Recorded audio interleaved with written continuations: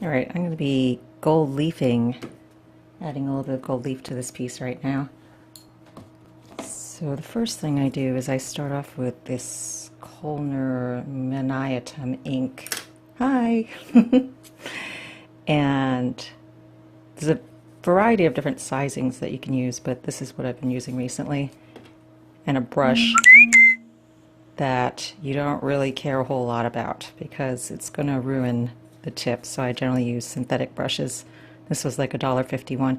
You can wash this stuff out a little bit, but not all the way, and over time it does tend to sort of cake on the brush.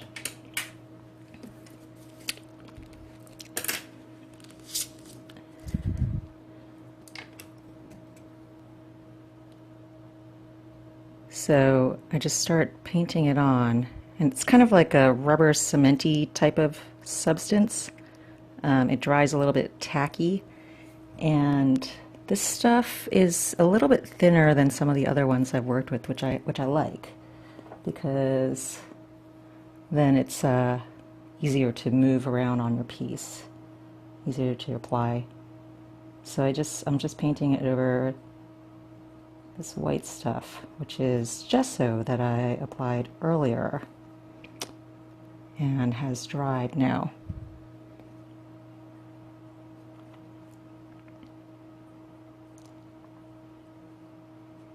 And this stuff is a little bit pinkish, so that you can see where you've painted. The pink color doesn't really matter at the end because it's all going to get covered up with gold leaf.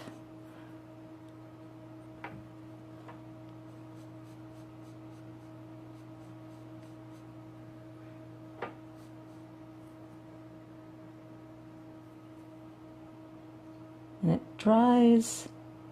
It takes anywhere from about 5 minutes to 20 minutes, depending on how thickly you paint it on, to dry to the point where you want to be starting to apply the gold leaf on it.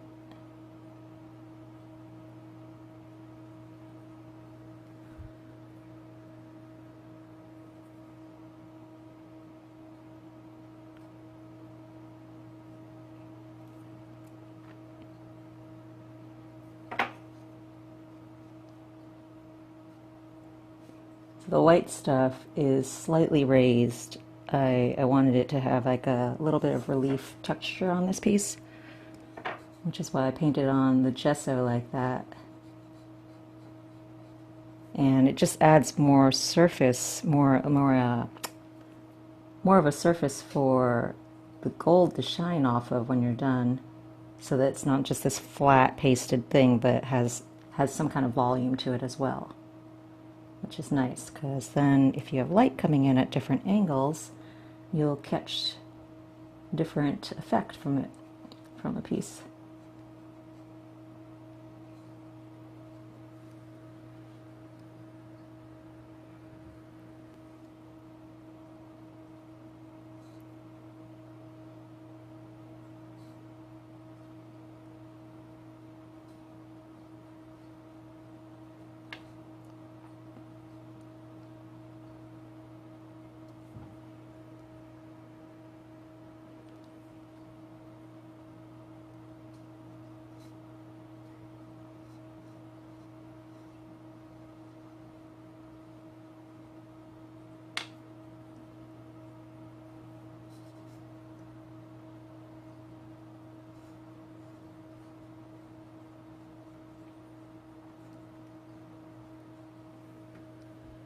This is for, yeah, this is for a show in, I believe, Portugal, Penumbra Gallery, which is going to be in March. March 19th, I think, is when it opens.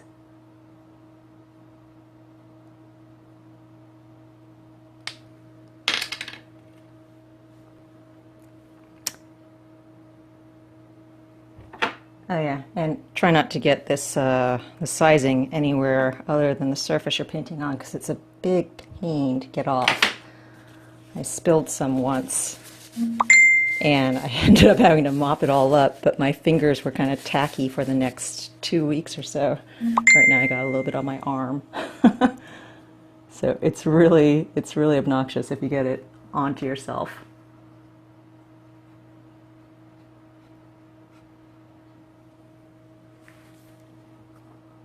Yeah, I had gold leaf sticking to my fingers, so I was gilded for a little while.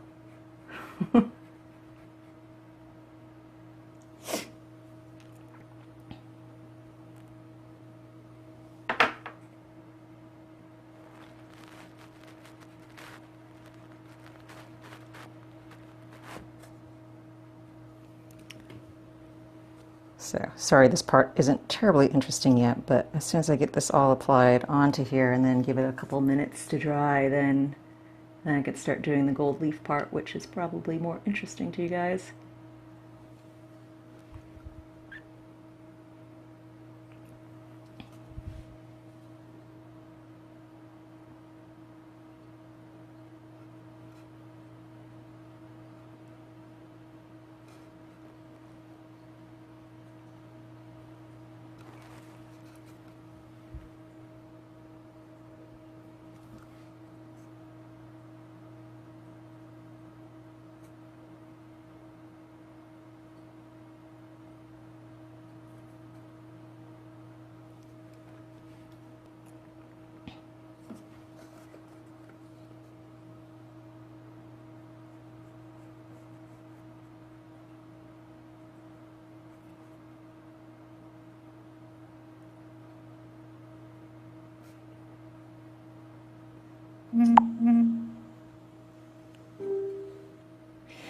Yeah, it can be tricky sometimes. It's not too bad. I like to get the gold leaf that's attached to a backing paper. I find that's a little bit easier to use, and it's less likely to blow away in the wind. I do, yeah.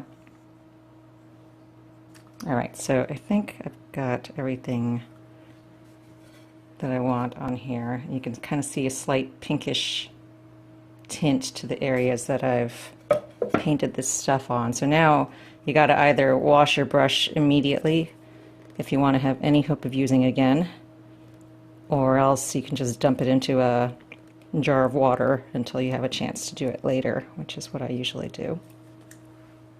Yeah, it's in watercolor. It's in watercolor on wood.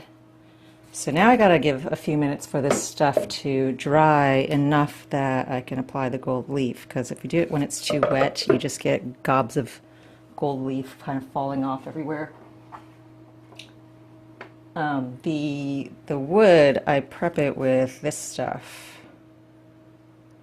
It's Daniel Smith's transparent watercolor ground, and you can just paint that over the entire surface, which I do after I sketch on it because it's easier to sketch the pencil directly on the untreated wood first, and then I paint this stuff over it, and then that lets me paint watercolor on top.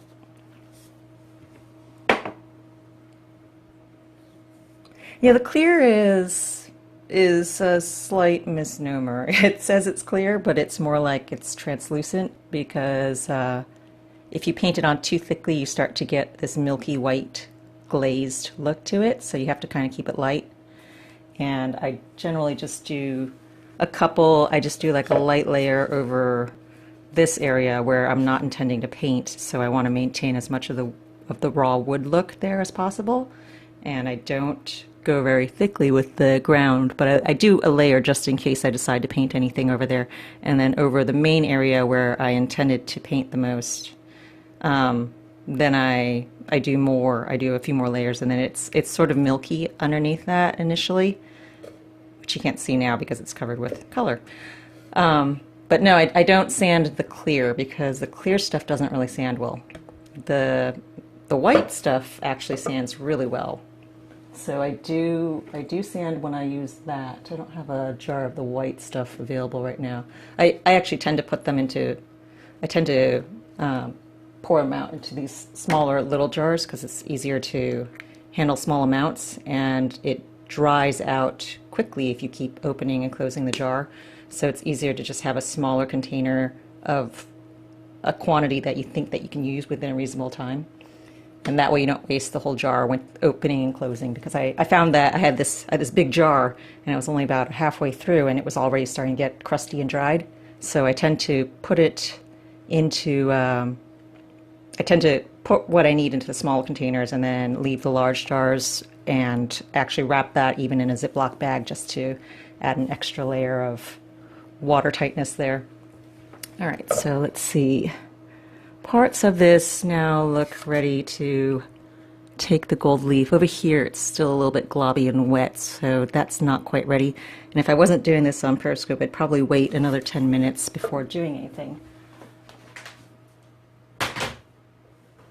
So the gold leaf now, I get my gold leaf from this place. It's called LA Gold Leaf Wholesaler, and they have a website. So there it is. It's lagoldleaf.com, and they have all different varieties of this. They have anything from, I think, like 20. Well, I think they have up to 8. I think they have 18 karat gold leaf, even up to 24 karat, which is what I use. And they also have silver leaf as well. Anything other than gold leaf you have to make sure to seal, otherwise it is going to tarnish over time. So it comes in these booklets like this. This is one leaf, and it's about 3 inches square, I guess, and it is really super thin. So you have to be really careful when touching it, because if you just touch it at all, it will kind of come off. And in the past, I've had, when I've bought in the past, it adhered to this tissue paper sheet a whole lot better, which I like, because then I don't waste as much. But right now, you can see this is even coming off on the edges over there. Usually I like it better when it's really stuck onto this, because then you just put it onto your piece and you have to rub kind of hard, and then you can pull it off, and only the pieces that were touching the places where you put sizing are going to stick. But with this right now, when I put it down, this whole piece is going to fall off probably. And then I use a bigger brush and sort of, get it to stick in various other places. So let me grab another brush right now. And again, you don't want to use anything that you are terribly attached to. This is another cheapy brush. You can see it's had better days. But just in case any of your sizing is not completely dry, you don't want to get anything that is nice, because it will stick to your brush and then make it unusable for getting a nice point. So I take the leaf like this, and you just put it face down over the places where you want it to adhere. And like I said, see, that whole thing came off. And then I just kind of do this with my brush and get it to stick to the places that I want it to.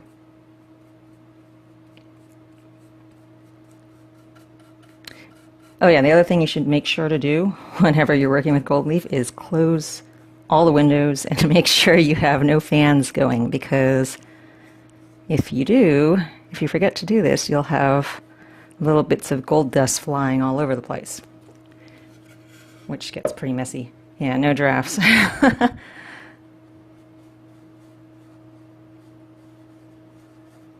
Yeah, even a slight little draft will just catch those leaves and just blow them all over the place, and then you're chasing after them. Now, the other nice thing about doing the gesso first is that to get this raised surface to put it on, is that you can sort of burnish it onto there, and you get this very nice sculptural quality to it. Yeah, you get physical texture there. And then when you move it in the light, you get a whole lot more shifting. So it doesn't look like you just stuck a gold sticker onto your piece.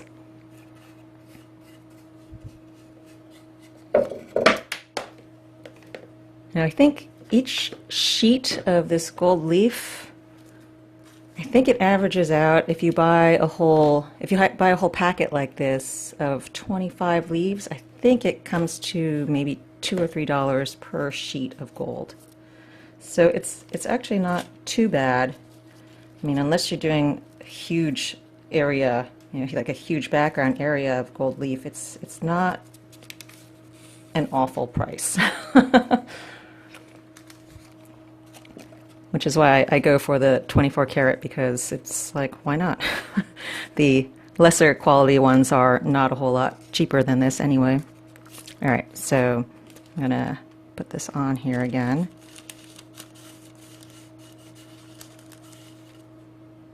And again, you can see like a whole section of that came off.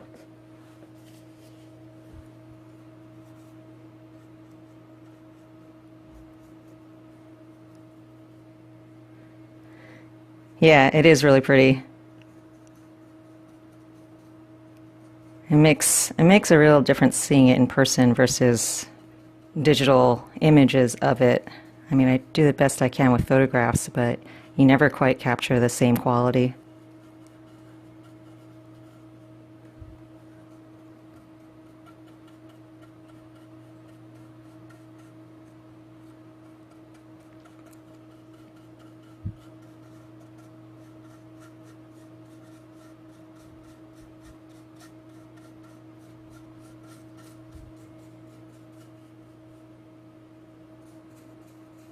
Yeah, it ends up being a whole process in itself. Oops. And then the other thing you can do sometimes is you can actually just tear off a little bit with your brush, like that, if you don't want the whole sheet to come off.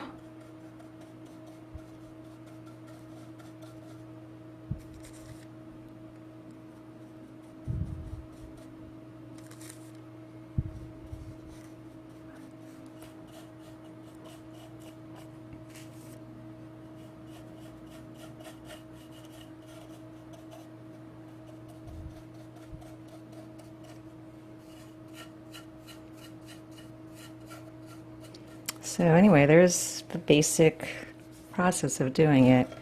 I get people asking me all the time, how do you paint that gold color? It's because it's gold leaf, it's not just gold color. So anyway, I'll probably go back and add a little bit more sizing to some of these areas that didn't quite cover as well, and then do a second layer. Like there's little corners of white that you can kind of see on the edges here. So I'll go back with a smaller brush and kind of fill in those with more sizing, and then do another layer of leaf over there to try to catch all those little spots. But anyway, that's where it is right now. And it's mostly done. All right, thanks guys.